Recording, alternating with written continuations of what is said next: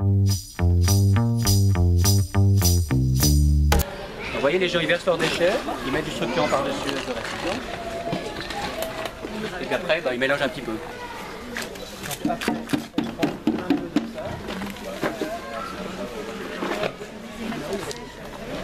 Un peu de matière sèche. Donc, pour un seau déposé de matière organique, donc un tiers de seau de broyat de branches.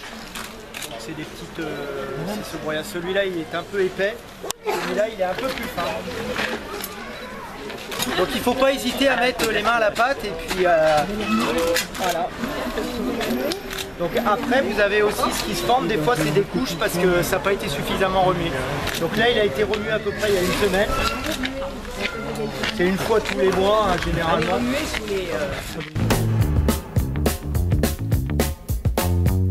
Ça c'est une question de beaucoup de monde, est-ce qu'on peut mettre oui ou non les agrumes?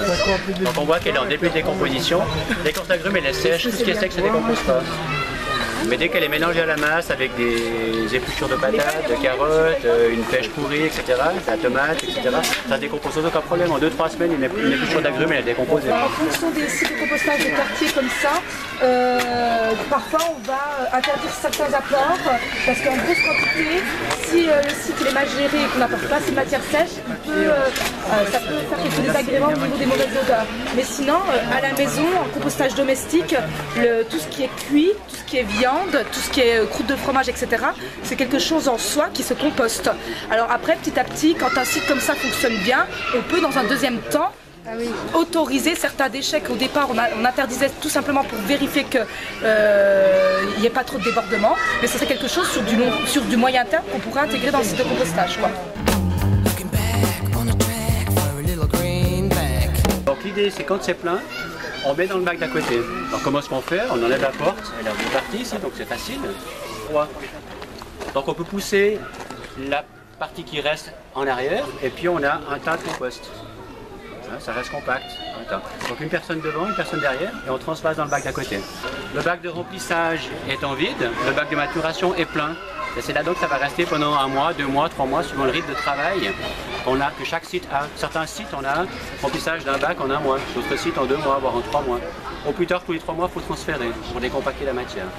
Donc une fois que le bac de maturation est plein, on re-remplit ici. Quand le bac de remplissage est à nouveau plein, question, qu'est-ce qu'on fait? Les 2 bacs sont pleins. Donc madame, vous avez une réponse?